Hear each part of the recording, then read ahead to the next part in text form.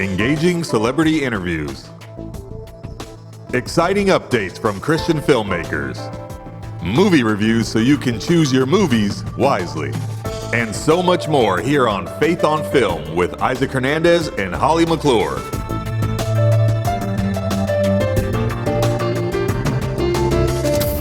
Hello and welcome to this episode of Faith on Film. It's the most wonderful time of the year. That's right, I'm talking about Christmas. And one of the things that makes it wonderful, well, at least to me it does, are all the Christmas movies that come out during this time. I love Christmas movies. And today, we'll be talking about a new one brought to you by none other than the creator of the Chosen series, Dallas Jenkins, and producer Kevin Downes.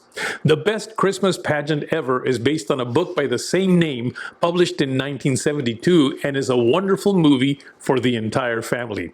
Now, Holly will be interviewing not only Dallas Jenkins and Kevin Downes, but also the star of the movie, Pete Holmes. You don't want to miss this great interview. After that, I will be talking to the director of another very inspirational movie, Andrew Kightlinger. Now, based on the book by the same name, Lost on a Mountain in Maine tells the inspiring true story of a 12-year-old boy who, separated from his family by a fast-moving storm, must fight to stay alive during his 9-day adventure lost in the backwoods of Maine. 3 great interviews for you on today's show. But first, let's start with a trailer to the best Christmas pageant ever. Everyone. For as long as I can remember, our little town has loved Christmas. And nothing is more important than our annual Christmas pageant. The pageant is sacred.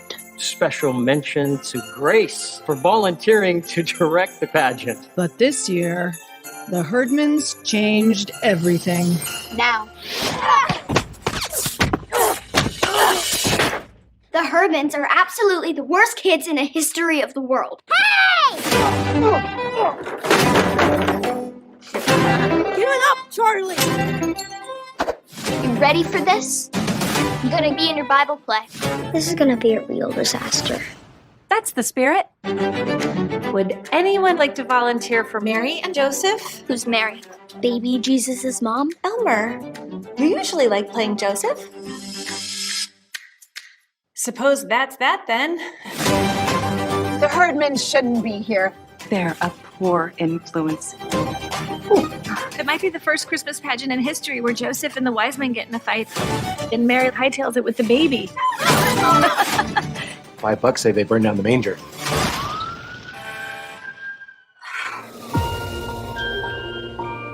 This year, we get to be someone else, live a different life, become someone new. Why are they still here? Jesus was born for the Herdmans as much as he was for us. We'll be missing the whole point now if we turn them away. I'm not quite sure what's going to happen. Maybe that's not a bad thing. Because Mary and Joseph weren't so sure either. She's crying. Mary's crying. It's going to be the best Christmas pageant ever.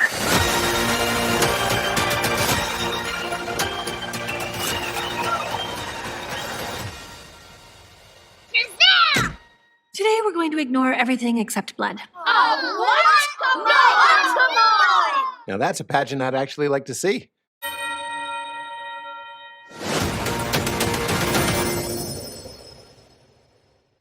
How are you guys? Good to see you, Holly. How are you? Good to see you too. Busy as ever. I'm doing great. Thank you. Well, it's exciting to be able to interview both of you at the same time about this amazing film. Loved it, of course.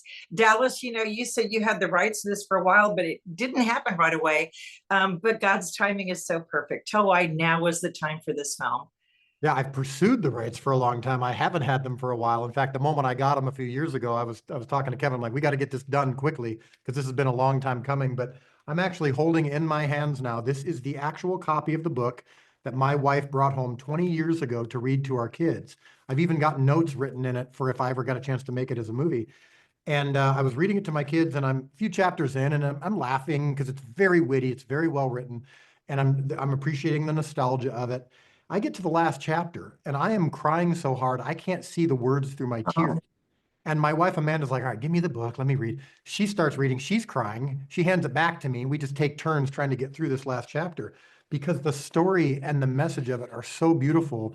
What really stuck out to me about it was these 6 herdman kids are known as the worst kids in the history of the world.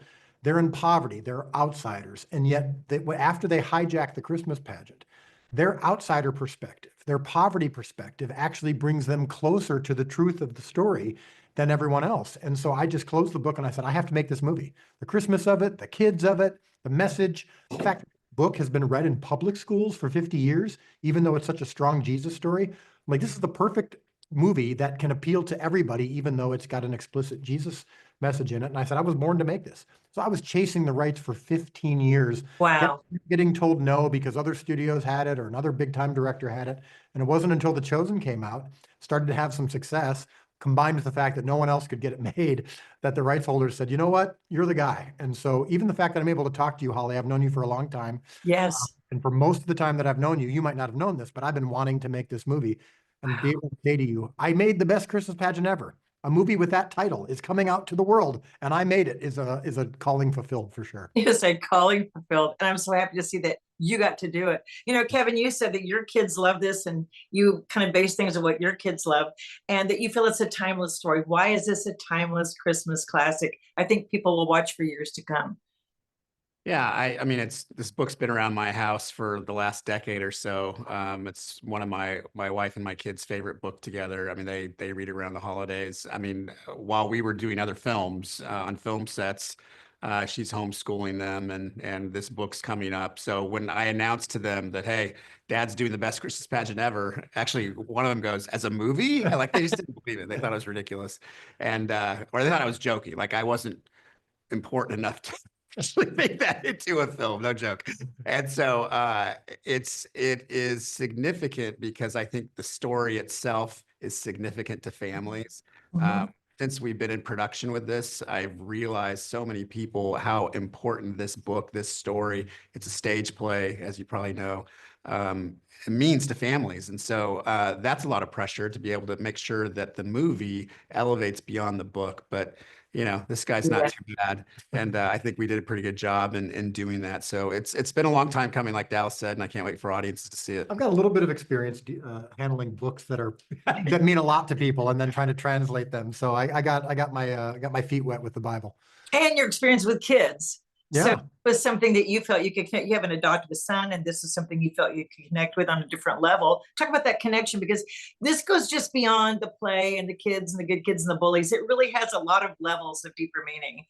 Yeah, I mean, that's the thing I love about it is on the surface, people see the trailer and they see the marketing, they see the book, they go, this is a fun Christmas classic. Right. We'll take the family to go see it. Well, there is a lot beneath the surface. And not only one of the key themes of the movie of just the true story of Christmas, the heart of the story, Jesus coming as a humble servant as opposed to a conquering king, us being reminded that the true story of Christmas isn't the precious little nativity scene that we always think of, but that it was scary and that Jesus came as this humble servant. His parents were overwhelmed and didn't know, they were outsiders, refugees in many ways. But also there's this feeling, the spirit in the movie of, okay, well, and now what? If you believe that in the Christ child, if you believe in the true meaning of Christmas, how are you going to live that out? How are you going to be the hands and feet of Jesus? And this movie is a love letter to those people, the moms who volunteer at the church, the pastor of the church who recognizes that how we treat children, the least of these, is how we're going to think of Jesus. And a lot of those things really resonate, and they resonated for me in the book. And so far in our screenings, we're seeing people go, okay, I get it. Christmas and all year round is a time for us to, for the church especially, to really do our job of being the hands and feet of Jesus. Absolutely. Hi, Holly. Hi, how are you, Pete? I'm doing really well. Good to see you. I am excited about this movie. What a great family story, but also for all ages and for everyone, right? I agree. Yeah, no, it's a beautiful message and it's a lot of fun. And for me, as a big fan of Christmas movies, I'm thrilled to be in one that I can watch with my 6-year-old daughter, and I know my wife will enjoy as well. And why were you perfect for the role of Bob the dad? Oh, Holly, please. Come on, you got chosen, I'm sure, out of a lot of people. So I got chosen by Dallas Jenkins. The Chosen. Dallas is a big comedy fan. He's a very funny guy, and we love talking about comedy a lot. So that helped me understand why he picked me for it. I also am a dad who loves Christmas. This wasn't really like a lot of heavy lifting for me. My wife is also funny. Judy is obviously hilarious. So it was nice to play that part of the sort of the calm center of the storm. All these strange things are happening, and the dad is there cracking jokes, letting you know that don't take any of this too seriously. That's good dad work right there. That's good dad work. Now, you had a confession. You said that you weren't familiar with the book, but that when you read it, you actually really cried, and you're not just saying that to promote the movie. You really did cry. No, I don't. I'm not going to make that joke. See, sometimes I have restraint. I am not just saying that to promote the movie. I didn't know the story. I hadn't read the book. We were more of a hop on pop household. And when it came time to read the script, I did cry at the moment that you would imagine. Having seen the movie, it's a big finish, which is very emotional and has those, undertones of redemption and inclusion and love. And it's very like these kids that are kind of thought to be other and outside of the fold are revealed to be what they truly are, which is something that should be celebrated and loved. And that's always going to be moving. You had made an interesting comment, I thought, when I was reading the notes. You said there's an idea about turning God, who's the popular idea of being the in group, basically, all good people, which of course you said in a funnier way.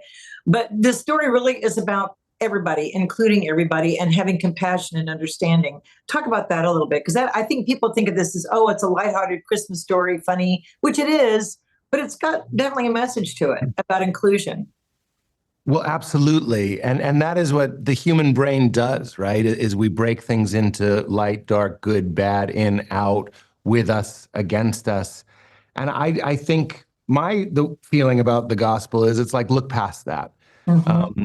Dallas and I would talk about when Jesus said, what you do for the least of these, you do for me. Well, in that message is, wake up. It's all us. It's all us. And that is a very lovely and touching thing. And you find that throughout the Bible and all sorts of traditions that are very sweet and moving to me.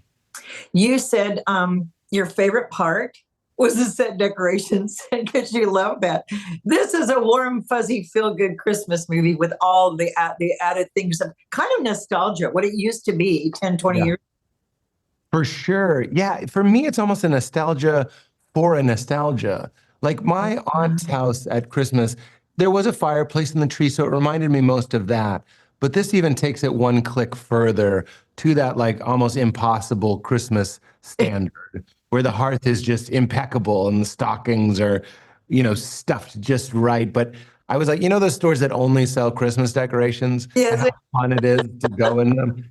Sometimes they have year-round ones. It's like, and you can go in. I always love it. I love the Christmas aesthetic. I love the feel. Yeah. And I told Dallas, I was like, you could have charged people to just spend 20 minutes in that room, which played our house, because it was the most Christmassy place. Okay, last question. Favorite scene now that you've seen the movie, whether you're in it or not, which scene do you love? I don't care for the film. So I would say the credits. When it's over, that's when I go, oh, whew. Let's go get a Cinnabon. I'm more of a eater than a watcher. I'm just kidding. I really.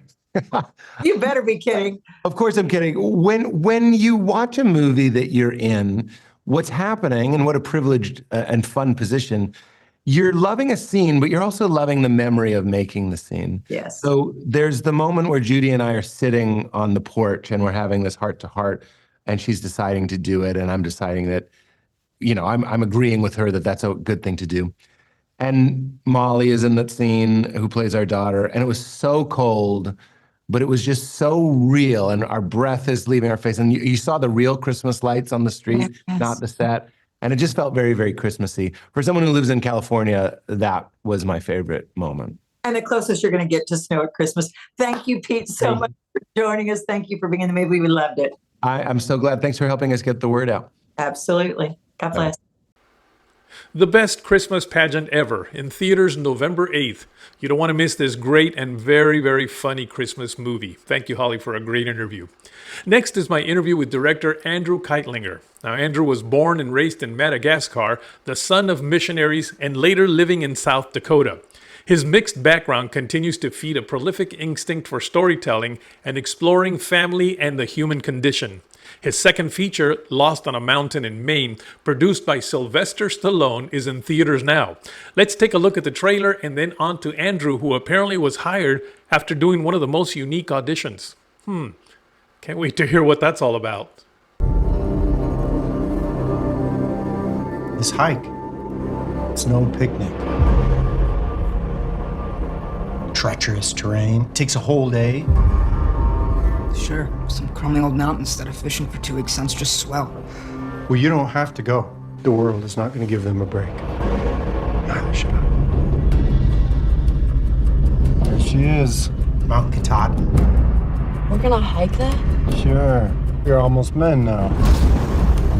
Don, slow down. You want us to be men? Then let us be men. We don't need you. We're going to the top. We need to stick together! I can't find the trail! God!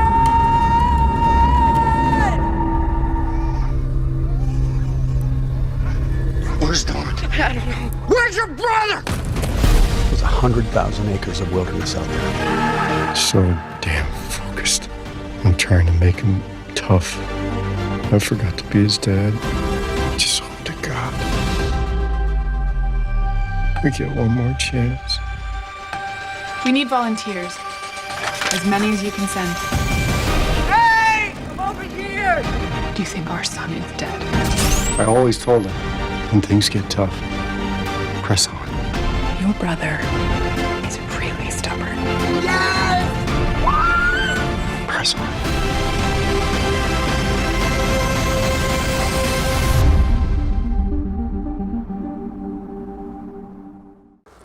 Andrew, welcome to Faith on Film. Thanks for having me.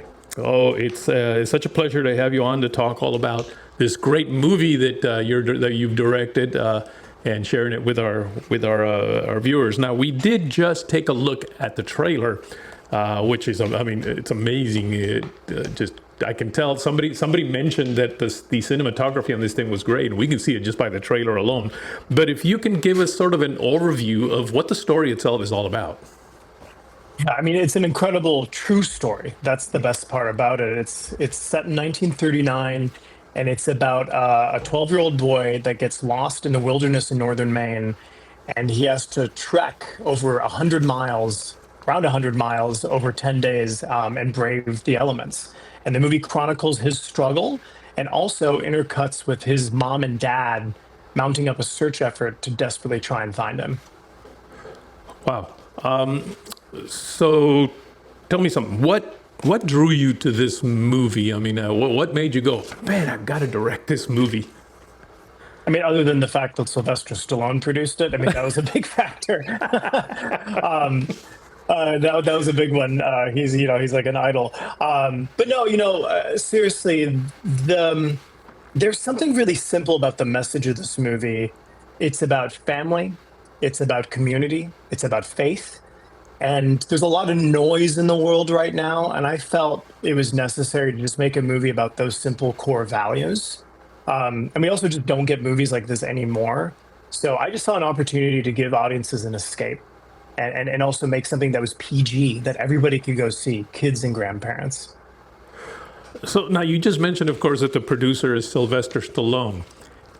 How did you get this part? How did you become the director of this movie? I mean, are you friends with Sylvester? What's up with this? No, God, no. I wish that would have been a fun life. No, so obviously the project came to them because Sly, if I can call him that, Sly was looking for an underdog story about a kid. You know, he loves to tell stories about perseverance. You know, what's Rocky if not that? And I think they were also looking for a director who kind of came from the outsider, you know, kind of an outsider, an underdog itself. So I interviewed over the course of 3 months, just kind of boring corporate interviews. But that final interview culminated with me being flown out to northern Maine and having to hike the titular mountain, which is known, Mount Katahdin is known as the hardest non-technical day hike in America. And it is straight up for an entire mile with no switchbacks. It's like doing the stair stepper for 6 hours straight. So that was my final interview. And literally 2 days after I crested the peak, I got my deal memo. So that's how I got the job. Okay. So have you ever mountain climbed before, or was this your first time? Yeah, I was in the Scouts when I was in high school, and I'm also a long distance runner, so I do like 50Ks and I do kind of crazy stuff like that. So I had the endurance, but I will tell you, both times I've hiked this, I also hiked it to film up there. We filmed up there as well for the movie. Those are the two most physically arduous things I've ever done in my life. Like, it kills you. Like, don't go up there in sneakers. It's tough. So what would you say maybe was your toughest scene to film? I think the mountain stuff itself. The kid, obviously, he gets lost during a storm in the middle of in the movie. And obviously, we couldn't actually film with kids on top of the mountain in a real storm. That would be crazy and unsafe. So we did climb the mountain with a camera and shoot in a storm, but the children are not there for that. Wow. So what we had to do is we actually had to build the mountain from scratch. And so we built the mountain on a sound stage, and we built an 80 foot by 80 foot replica of the peak of the mountain.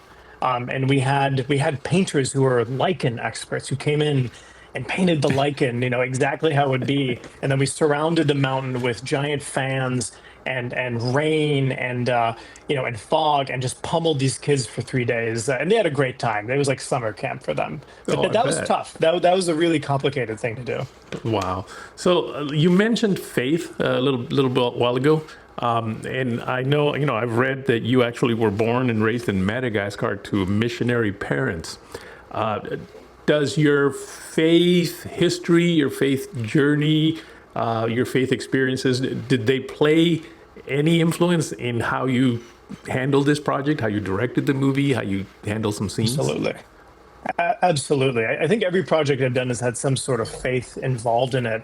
I was a Lutheran missionary, so my parents were Lutherans, and I also went to college at a Lutheran college. I was in a 72-person Norwegian Lutheran choir. So faith has been a big part of my life, and I've been on ups and downs with it. I lost my mother when I was 21. I had a faith crisis then, and I've been working through it ever since. And this movie is filled with that stuff. I mean, it's a father-son tale at its core. So there's definitely a Father, Son, and Holy Spirit aspect to it, because the Spirit is the mountain is itself kind of the Holy Ghost in this movie.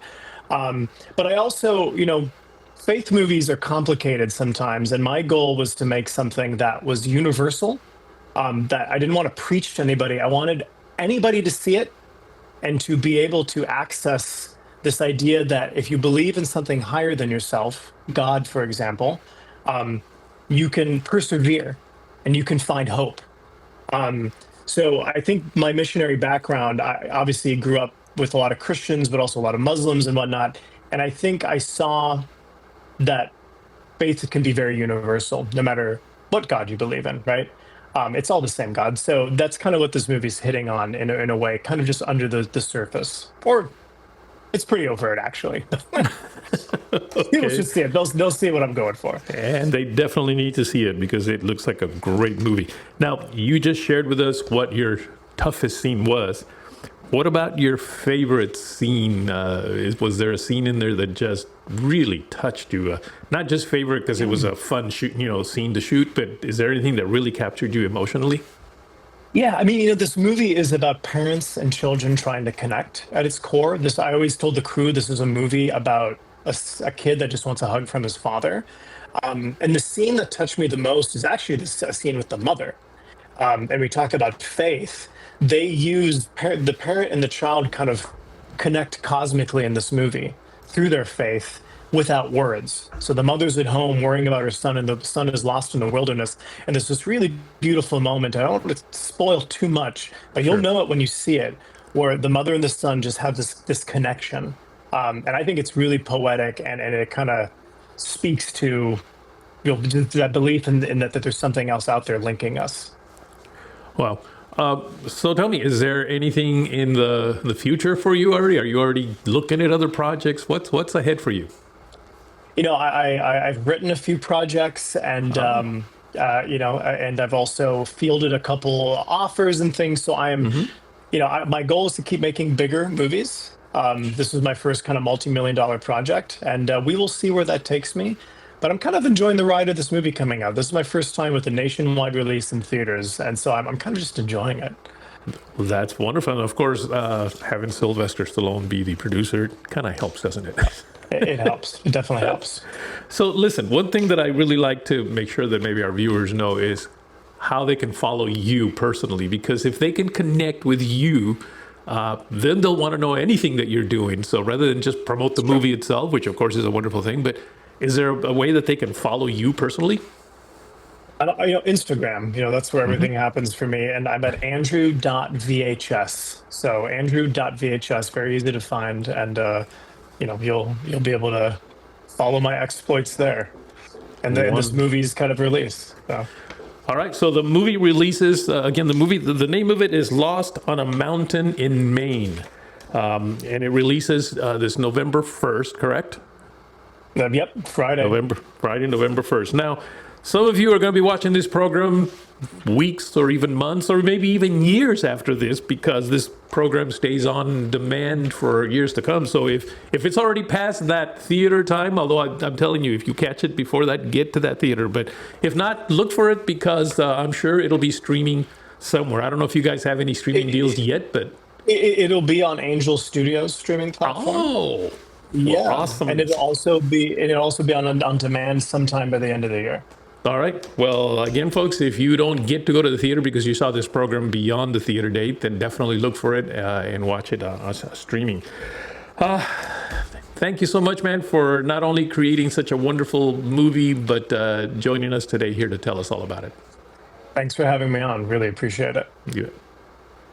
Lost on a Mountain in Maine, in theaters now and later streaming on the Angel Studio streaming platform. For more information, go to their website, lostonamountaininmainemovie.com. That's lostonamountaininmainemovie.com. That is a long URL, isn't it?